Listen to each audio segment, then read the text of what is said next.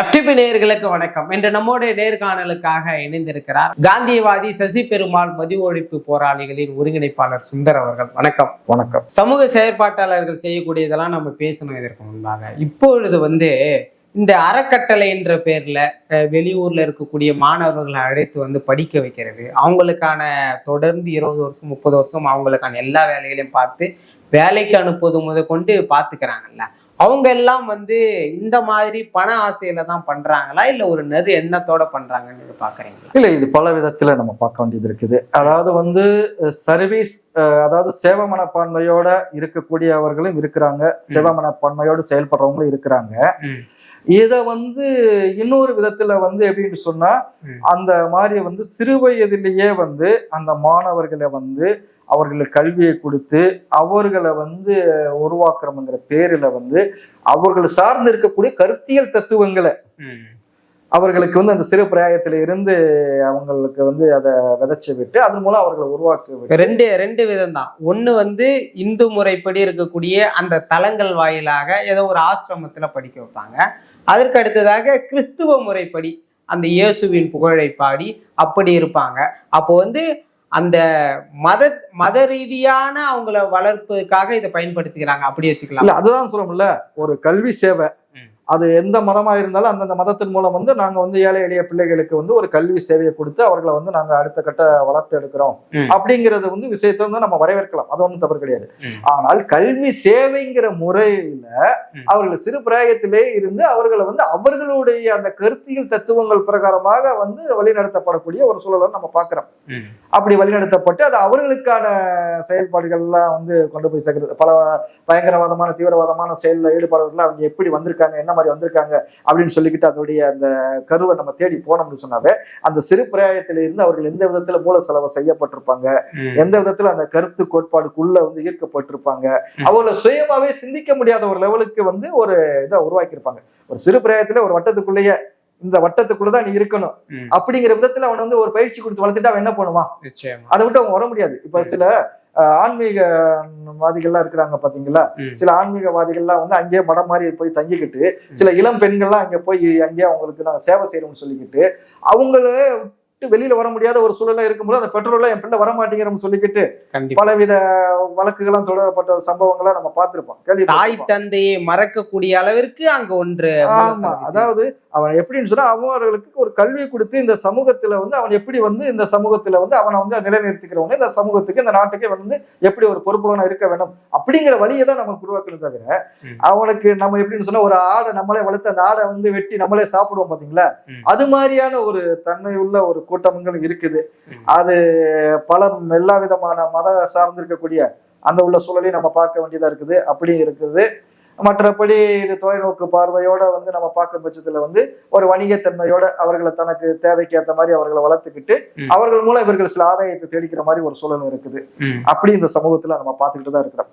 குறிப்பா ஒண்ணு நான் சொல்ல வரேன், சமூக செயல்பாடுங்கிறது எந்தெந்த விதத்துல இந்த அவல மக்கள், ஏழை எளிய மக்களை பயன்படுத்துறாங்க அப்படிங்கிற பார்த்தா ஆன்மீகம், அரசியல், சினிமா, கல்வி, மருத்துவம், புரியுதுங்களா, இது போன்ற இந்த சமூக செயல்பாடு, இது போன்ற இந்த சூழல்கள் எல்லாத்துலேயுமே இந்த சாமானிய ஏழை குடும்பத்தை சார்ந்தவங்க, ஏழை மக்களை அவங்களுடைய அந்த இயலாமை, அவங்களுடைய வறுமை, அவங்களுடைய அந்த எப்படின்னு சொன்னா ஒரு மிகப்பெரிய ஒரு கஷ்டங்கள் சோகங்கள் இப்படி இருக்கும் பார்த்தீங்களா, அதை வெளியே கொண்டு அதை மற்றவங்களுக்கு தெரியப்படுத்தி அது மூலம் அவங்களுக்கு ஒரு சிம்பந்தியை ஏற்படுத்தி, புரியுதுங்களா, இவர்கள் தனக்கான ஒரு ஆதாயத்தையும் தமக்கான ஒரு வருமானத்தையும் தான் அவங்க எடுத்து பயன்படுத்திக்கிற மாதிரி தான் இருக்க தவிர இது இந்த மக்களுக்கான ஒரு சேவை, இந்த மக்களுக்கு இந்த தலைமுறைகளை நம்ம அடுத்த கட்டத்துக்கு நம்ம வளர்த்து எடுக்கிறோம் அப்படிங்கிற சொல்றதுலாம் ரொம்ப ஒரு கேள்விக்குறியா தான் இருக்குது. ஒண்ணு தெரிஞ்சுக்கங்க, ஒரு உண்மையான இந்த மக்களுக்கு ஒரு தேவை அப்படின்னு சொன்னா ஒரு தீர்வை கொடுக்கணும். இப்ப நீங்க ஆம்புலன்ஸ் கொடுத்துருக்காங்கன்னு சொல்றாங்க பாத்தீங்களா, ஆம்புலன்ஸ்ங்கிறது 108 அரசு தரப்புல இருக்குது. அப்ப அந்த 108 எல்லா பகுதிகளுக்கும் இருக்குதா, எல்லா பகுதிக்கும் இருக்குதா, எந்தெந்த பகுதியில இல்ல அப்படிங்கிறத பார்த்து இன்னும் இல்லாத பகுதிகளுக்கு அரசு செய்ய வைக்கணும். செய்ய வைக்கிறதா ஒரு சிறந்த தீர்வை தவிர நான் கொடுத்துட்டேன் அப்படிங்கிற சொல்றதுல கிடையாது. அது வேணும்னு சொன்னா எனக்கு எந்த விதத்துல ஒரு ஆறுதலா இருக்கலாம், ஒரு திருப்தியா இருக்கலாம், இல்ல ஏதாவது ஒரு ஆதாயமா இருக்கலாமே தவிர அது தீர்வு கிடையாது. இப்போ ஒரு அரசாங்கத்தை நம்ம எதுக்கு ஓட்டு போட்டு தேர்ந்தெடுக்கிறோம், எதுக்காக தேர்ந்தெடுக்க வைக்கிறோம்? இந்த மக்களுடைய பிரச்சனைகள் என்ன, அந்த பிரச்சனைகளுக்கு வந்து நீங்க என்ன தீர்வு கொடுக்குறீங்க, அப்படிதான் நம்ம வந்து செய்ய வைக்கணுமே தவிர அதை வந்து நாங்கள் செய்யறோம் அப்படிங்கறது வந்து நம்ம இங்க வந்து காமிச்சுக்கிட்டு இருக்கிறதுல மட்டும் வந்து தீர்வு கிடைக்காது. இங்க வந்து லைட் எரியல, இங்க குடிநீர் கிடையாது, இங்க சாலை வசதி சரியில்லை, இங்க இந்த பிரச்சனை இருக்குது. அப்ப இதுக்கு என்ன, அந்த பகுதியில சார்ந்திருக்கக்கூடிய உள்ளாட்சி துறையில இருந்து மேல்மட்ட வர ஒவ்வொரு பிரதிநிதிகளையும் நம்ம வந்து ஜனநாயக முறைப்படி தேர்ந்தெடுத்திருக்கிறோம். அவங்கள வந்து நம்ம செய்ய வைக்கணும்.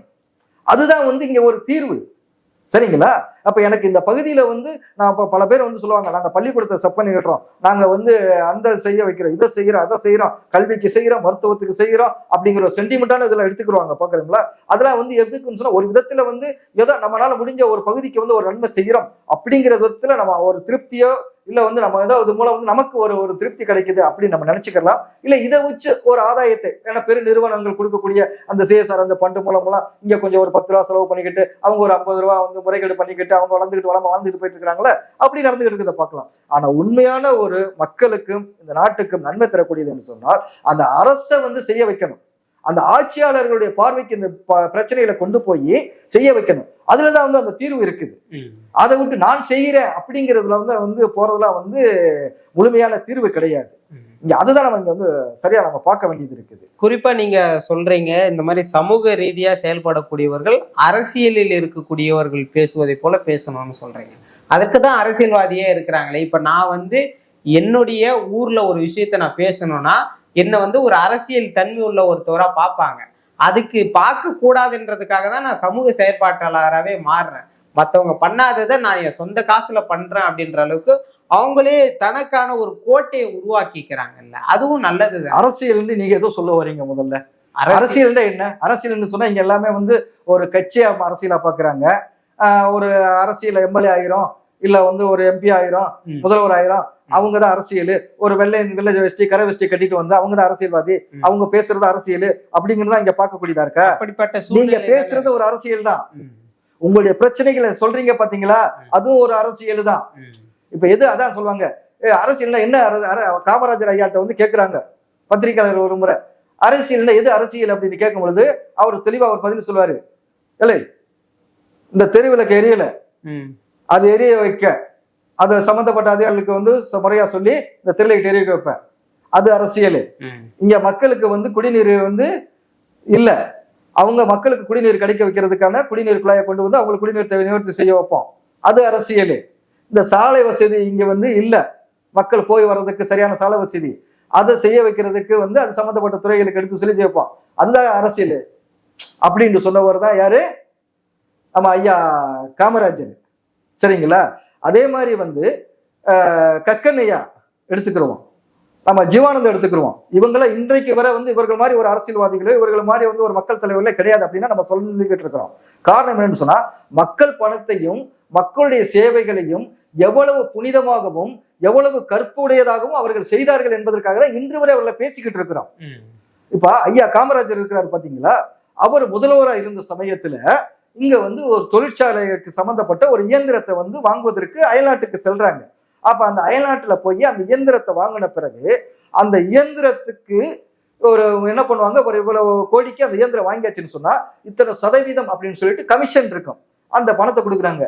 இந்தாங்க ஐயா இந்த இயந்திரம் வாங்கணும்னு சொன்னா அதுக்கான வந்து ஒரு கமிஷன் பணம் உங்களுக்கு நாங்க கொடுக்குறோம் அப்படின்னு சொல்லிட்டு. எனக்கு எதுக்கு இப்ப கமிஷன் பணம்? எதுக்கு கிடையாது, என் நாட்டுக்கு என்னுடைய தேவை, என்னுடைய தொழிற்சாலைக்கு, அதுக்காக நான் வந்திருக்கிறேன். இந்த மிஷின் எவ்வளவு விலையோ அதை கொடு, அந்த விலைக்குள்ள பணத்தை கொடுத்துரு, அதுக்கு உண்டான பில்லை கொடு. அதுதான் இல்லைங்கய்யா, நாங்க இதுக்கு உண்டான 10% யார் வாங்கினா நாங்க நேரடியாக கொடுப்போம் அப்படின்னு சொல்லும் பொழுது, அப்படியா சரி, அந்த பணத்துக்கு உரிய இது சம்பந்தப்பட்டிருக்கக்கூடிய ஏதாவது இன்னொரு ஏதாவது இயந்திர இருந்துச்சுன்னு சொன்னா என்ன கொடுக்க முடியும் அதை கொடு அப்படின்னு சொல்லிக்கிட்டு தான் அவர் வாங்கிட்டு வந்து நம்ம நாட்டுடைய அந்த தொழிற்சாலைக்கு கொண்டு வந்து சேர்த்தாரு. யாரு? ஐயா காமராஜர்.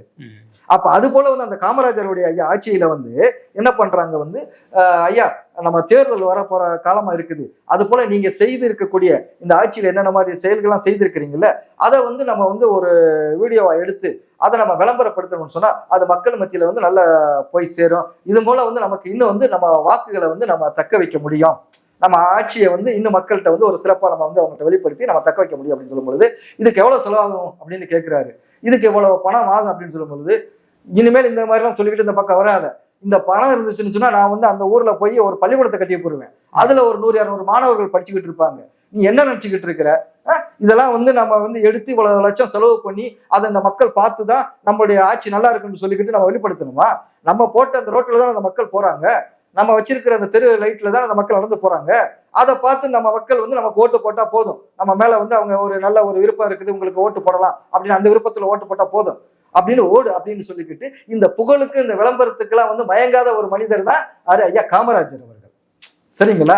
அது போல வந்து ஐயா ஜீவானந்தம் இருக்கிறாரு பாத்தீங்களா, அந்த மக்கள் சேவைக்காக அந்த பணங்களை வந்து உண்டியல் குலுக்கி அந்த நிதிகளை சேகரித்து கூட்டம் நடத்துறது, இந்த மக்கள் பிரச்சனைகளுக்காக வந்து இது சம்பந்தப்பட்ட எடுத்து அந்த போராட்டம் நடத்துறது, இதுகளுக்கெல்லாம் நிதி பங்களிப்பு அங்கங்க உண்டியல் குளிக்குது. அவங்க சேர்த்து இந்த கட்சிக்காரங்கிட்ட சிறு சிறு நிதிகளை வாங்கி அவங்க சேர்த்துட்டு போகும்பொழுது ஒரு கட்சியுடைய தோழர்கள்லாம் சேர்ந்து ஒரு இடத்துக்கு பயணிச்சுட்டு இருக்கிறாங்க.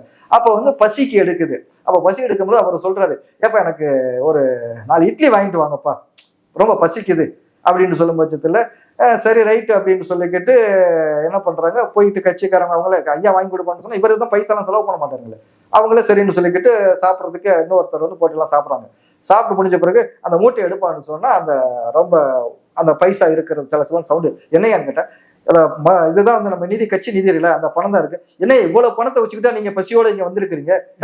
அது வந்து மக்கள் பணம், அது கட்சிக்காரங்க கொடுத்தது, மக்களுக்காக சேவை செய்யறதுக்கு. இதை போய் நம்ம எடுத்து சாப்பிடலாமா? அப்ப அந்த பணத்தை கூட சொல்லக்கூடாது, நம்முடைய பசிக்கு கூட முழு நேரமே வந்து இந்த மக்களுக்காக அவங்க வந்து அரசியல் பண்றாங்க, உழைக்கிறாங்க, போராடுறாங்க.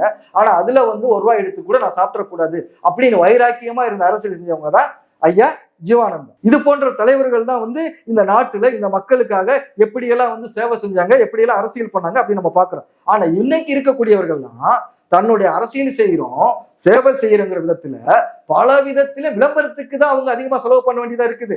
அப்ப அது எதுக்குன்னு சொன்னா தன்னுடைய வணிகத்துக்காக தான் அவங்க பண்றாங்க. இப்ப வந்து ஒரு மாணவருக்கு வந்து ஒரு 100 ரூபாய் அவங்க செலவு செய்யறோம்னு சொன்னா அதை வந்து அவங்க விளம்பரப்படுத்துறதுக்கு ஆயிரக்கணக்கில் விளம்பரப்படுத்துவாங்க. ஒரு சில, நான் வெளிப்படையா பேசல, ஒரு சில கிளப்புகள் இருக்கிறாங்க பாத்தீங்களா, சர்வதேச சார்ந்து இருக்கக்கூடிய கிளப்புகளா இருக்கிறாங்க பாத்தீங்களா, அவங்களாம் என்ன பண்ணுவாங்க, ஒரு 10,000 1 லட்சம் ரூபாய் அது போன்ற ஒரு சில நலத்திட்டங்களை செய்வாங்க. ஆனால் அதுக்குண்டான அந்த பாட்டி என்று சொல்லி வைப்பாங்க பாத்தீங்களா, அது வந்து 10 லட்சம் 5 லட்சம், இப்போ 1 லட்சம் ரூபாய் அது பண்ண சொன்னா 10 லட்சத்துக்கான பாட்டி வைப்பாங்க. அப்ப இதெல்லாம் வந்து மக்களுக்கு ஒரு நல்ல ஒரு சேவைன்னு சொல்ல முடியுமா? இந்த மக்களை வச்சு இந்த மக்களுக்கு நாங்க சேவை செய்யற பேர்ல அவங்க ஆதாயத்தை தேடிக்கிறாங்க. இப்ப பல நிறுவனங்கள் இருக்குது, அந்த நிறுவனங்கள் என்ன பண்றாங்க, நம்மளுடைய இந்த நிதி பண்டை வந்து ஒரு இடத்துக்கு வந்து நம்ம வந்து நிதி நாங்க வந்து கொடுக்குறோம், அது மூலம் இந்த மக்களுக்கு நாங்க சேவை செய்யறோம் அப்படின்னு ஒரு கணக்கு காமிச்சுறாங்க. அப்ப அவங்க என்ன பண்றாங்க, அந்த பகுதியில கொண்டு போய் ஒரு பகுதியில உள்ள சார்ந்து இருக்கக்கூடிய ட்ரஸ்ட் இல்ல இங்க கூட ஆக்டிவிட்டிஸ் பர்சன் கொடுத்து ஒரு 2-3 பேருக்கு கொடுக்குற மாதிரி புகைப்படம் எடுத்துக்குவாங்க. ஆனா அது முழுமையா எல்லா மக்களுக்கும் போய் சேர்ந்துருச்சு அப்படின்னு அவங்க இருந்து பார்க்க மாட்டாங்க. இந்த ஒரு வாகனத்தை கொண்டு வந்துட்டான், இல்ல ஒரு 1000 பேருக்கு நாங்க வந்து கொண்டு வந்திருக்கிறோம், இந்த 1000 பேர் இந்த பகுதிக்கு நிறுத்தி இருக்குன்னு சொல்லி இந்த வாகனத்தை வச்சுட்டு ஒரு 4 பேருக்கு இந்த மணிக்கு ஒரு போட்டோ எடுத்துக்கிட்டு அவங்க கொண்டு போய் கணக்கு காமிச்சிருவாங்க. ஆனால் இந்த 1000 பேருக்கு கொண்டு அந்த நலத்திட்டங்களை போய் சேர்க்கப்பட்டுச்சா அப்படின்னு சொன்னா கேள்விக்குறியா தான் இருக்கும். ஒண்ணு அவங்களை சார்ந்திருக்கக்கூடிய வேண்டப்பட்டவர்களுக்கு கொடுப்பாங்க, இல்ல அதை மொத்தமா கொண்டு போய் வேற நிறுவனங்களுக்கு எங்க வந்து விற்பனை செஞ்சிருவாங்க. இப்படிதான் நடந்துகிட்டு இருக்கிறத நம்ம பார்க்கலாம். இப்ப நான் கூட வந்து எடுத்தோம்னு சொன்னா எங்களுடைய செயல்பாடு வந்து மதுபோதை ஒழிப்புக்கு உண்டான ஒரு சமூக முன்னெடுப்பு பணிகளை தான் நாங்க செஞ்சுக்கிட்டு இருக்கிறோம். ஆனாலும் வந்து பேரிடர் காலத்துல எல்லாம் வந்து நாம வந்து வேடிக்கை பார்த்துக்கிட்டு இருக்க மாட்டோம். மக்களுக்கு எந்தெந்த நேரத்துல பேரிடரான சேலல நம்ம அந்த நேரத்துல எல்லாருமே நம்ம வந்து களத்துக்கு வர வேண்டியதுதான். அப்ப அரசாங்கம் தான் செய்யணும் அப்படின்னு நம்ம வேடிக்கை பார்த்துட்டு இருக்க முடியாது. அப்ப அவர் சார்ந்து இருக்கக்கூடிய அந்தந்த மக்களுக்கு எந்தெந்த பாதிப்புகளுக்கு நம்ம எந்தெந்த விதத்துல அவங்களுக்கு கரம் கொடுக்க முடியுமோ, அவர்களுக்கு எந்தெந்த விதத்துல நம்ம தேவையில கொடுத்து உதவ முடியுமோ அப்ப நம்ம செய்யலாம். அப்ப நான் சுனாமி காலத்தில இருந்து என்னால முடிஞ்ச விஷயத்துல என்னுடைய நண்பர்கள் எல்லாம் நாங்க ஒண்ணு சேர்ந்து எங்களால முடிஞ்சது செஞ்சுக்கிட்டு தான் இருக்கிறோம். அப்ப பல பகுதிகளுக்கு இப்படி போகும் பட்சத்துல எங்களுடைய நண்பர்கள் அவரால் முடிஞ்சதை வந்து பொருளாகவோ இல்ல பணமாகவோ கொடுக்கும் பொழுது அதை ஒரு பகுதிக்கு கொண்டு போறோம். அந்த பகுதிகளுக்கு கொண்டு போனா நம்ம கொண்டு போன பொருள்களை விட மக்களுடைய எண்ணிக்கை வந்து கொஞ்சம் அதிகமா இருக்கும். அப்ப அந்த பொருளை வந்து நமக்கு சரியான விதத்துல வந்து நம்ம விநியோகிக்க வேண்டியது இருக்குது. போய் நான் வந்து இங்க பாருங்க நானும் கொடுத்துட்டேன் அப்படின்னு சொல்லிக்கிட்டு ஒரு போட்டோ எடுத்துக்கிட்டு ஒரு வீடியோ எடுத்துக்கிட்டு நான் போட்டுக்கிட்டு இருக்க முடியாது. பல பேருடைய அந்த அர்ப்பணிப்பு உணர்வுடன் வந்து அவங்க கொடுத்திருப்பாங்க. ஒரு 100 ரூபாய் கொடுத்திருப்பாங்க, 500 ரூபாய் கொடுத்திருப்பாங்க, ஒரு பெட்ஷீட்டை வாங்கி கொடுத்திருப்பாங்க, ஒரு பால் பவுடர் வாங்கி கொடுத்திருப்பாங்க, ஒரு உடையை வாங்கி கொடுத்திருப்பாங்க, ஏதோ ஒரு புடவை வாங்கி கொடுத்திருப்பாங்க. இப்படி பல விதமான பொருள்கள் அதுல வந்து இருக்கும். அந்த பொருள்கள் வந்து அந்த மக்களுக்கு பார்த்து சரியான விதத்துல நான் கொண்டு போய் சேர்க்கணும். அப்போ அங்க இருக்கும் போது அதிகமான ஒரு மக்கள் இருப்பாங்க. அந்த மக்களும் சரி வந்தவங்களுக்கு வந்து எங்களுக்கு இல்லாட்டாலும் பரவாயில்ல, ஃபர்ஸ்ட் அவங்களுக்கு தான் மிக முக்கிய தேவை கொடுங்க அப்படின்னு பார்க்க மாட்டாங்க. அவங்க யாருக்கு போதோ போல எங்களுக்கு வரணும் அப்படின்னு சொல்லிட்டு அந்த மக்கள்கிட்ட அந்த விட்டு கொடுக்குற தன்மை இருக்காது. அப்ப இருக்கிற பொருளை வந்து நானே நேரடியாக இந்த பகுதிக்கு சார்ந்த மக்களை போய் பார்த்து இவ்வளவு பொருள் தான் இருக்குது, ஆனா மக்கள் எண்ணிக்கை அதிகமா இருக்குது, ஆனா எப்படி கொடுக்குறது? சரி, குழந்தைகளா இருக்கிறவங்க, வயதான முதியோர்களா இருக்கிறவங்க, விதவைகள், இவங்களை பார்த்து எண்ணிக்கையை எடுத்து ஒரு கவுண்ட் பண்ணி கொண்டு போய் அவங்கள சார்ந்து இருக்கக்கூடிய அந்த வீடுகள் யாராலும் சொல்லிட்டு ஒரு லிஸ்ட் எடுத்துக்கிறோம். லிஸ்ட் எடுத்து அந்த பகுதியில கொண்டு போய் நான் கொடுத்துட்டு வருவோம். அப்ப அந்த மற்றவர்களுக்கு கூட வந்து கொடுக்க ஏன்னா இருந்துட்டு மீதி இருந்தா தர அப்படின்னு சொன்னா கூட அவங்க எங்களுக்கு சண்டைக்கு வருவாங்க. ரொம்ப தாக்குதல்லாம் தொடுத்திருக்காங்க. அதையும் எதிர்கொண்டுதான் வந்திருக்கிறோம். அப்படி இருக்கும் பட்சத்துல இந்த தேவைகளுக்கு நாங்க போக வர இருக்கும் பொழுது வாகன செலவு, மற்றபடி இருக்கக்கூடிய எங்களுடைய உணவு செலவு, இந்த போக்குவரத்து செலவெல்லாம் முடிந்தவரை எங்களுடைய பணத்தை வச்சுதான் நாங்க போடுமே தவிர அந்த பணத்தை நாங்க தொட மாட்டோம். அப்ப அந்த மாதிரி நேரத்துல வந்து நாங்க வந்து ஒரு வெளிப்படுத்துவோமே தவிர, ஏன்னு சொன்னா இந்த மாதிரி இந்த ஒரு பிரச்சனைகள் இருக்குது, எங்களால முடிஞ்சதை நாங்க செஞ்சிருக்கிறோம், இது பாக்குறவங்க நீங்க முடிஞ்சா உங்களால இயன்றதை செய்யுங்க, இன்னும் அந்த இடத்துல வந்து தேவைகள் இருக்குது, இன்னும் அந்த மக்களுக்கு இந்த வேண்டிய தேவைகள் இருக்குது அப்படின்னு வெளிப்படுத்தி விதமாகதற்காக தான் எங்களுடைய புகைப்படங்கள் வீடியோகள் இருக்குமே தவிர எல்லா நாளும் நாங்க இதை விளம்பரமாவே நாங்க படுத்திக்கிட்டு இருக்க மாட்டோம்.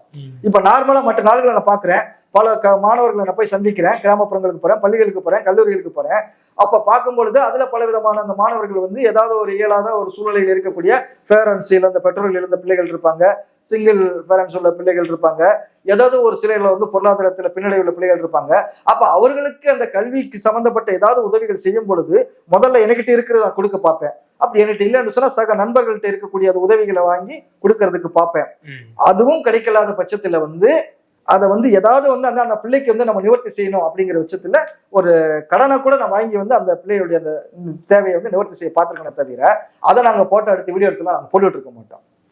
ஒரு மக்கள் சம்பந்தப்பட்டு இருக்கக்கூடிய ஒரு பெரிய நேரத்தில் எடுக்கக்கூடியதை வந்து நாங்க வெளிப்படுத்துறோம் அப்படின்னு சொன்னா அது இந்த பிரச்சனை வந்து அரசுக்கு போய் சேரணும், மக்கள் கோணத்துக்கு போய் சேரணும், இன்னும் வந்து இவர்களுக்கு தேவைகளை வந்து யார் மூலமா வந்து கிடைக்கணும் அப்படிங்கிறதுக்காக தான் அந்த நேரத்தில் நாங்க புகைப்படங்களோ அந்த வீடியோக்குள்ள நாங்க வெளியில படுத்துறோம். அதே நேரத்துல எல்லா நாளும் இந்த மக்களுக்கான விதத்துல நாங்க போய் ஏதாவது ஒரு விதத்துல நம்ம பார்க்கும் பொழுது செஞ்சுக்கிட்டு இருக்கோம் பாத்தீங்களா, அதை எல்லாத்தையும் நாங்க வந்து இங்க விளம்பரப்படுத்திக்கிட்டு இருக்க மாட்டோம், அதை வந்து நாங்க பப்ளிசிட்டி படுத்திக்கிட்டு இருக்க மாட்டோம். ஆனா இதே பழப்பா இருக்கிறாங்க பாத்தீங்களா பிழைப்புவாதிகள், சும்மா அந்த பிள்ளைகளை போய் நிக்க வச்சு நாங்க ஸ்கூல்ல போய் ஃபீஸ் கட்டிட்டோம், காலேஜ்ல போய் ஃபீஸ் கட்டிட்டோம், புரியுதுங்களா, இந்த மாதிரி விதத்துல எல்லாம் வந்து அவர்களை வச்சு அவர்களுக்கான வருமானத்தை அதிகரிக்கிறதுக்கு அவங்கள வந்து அடுத்த கட்டத்துக்கு ஆதாயத்தை தேடிக்கிறதுக்கு அதுக்காக தான் பயன்படுத்துறாங்களே தவிர இவர்களால இந்த சமூகத்துக்கோ இல்ல இந்த வர தலைமுறைகளுக்கு ஒரு பெரும் பயன் இருக்கு அப்படின்லாம் சொன்னா அது சொல்லவே முடியாது. நிச்சயமாக தற்காலத்துல சமூக செயற்பாட்டாளர்கள் தொண்டாளர்கள்னு சொல்லிட்டு இருக்கவங்களுடைய முகத்திரையெல்லாம் மிக தெளிவா சொன்னீங்க. நம்ம மேலும் ஒரு காணொலியில சந்திக்கலாம். நன்றி.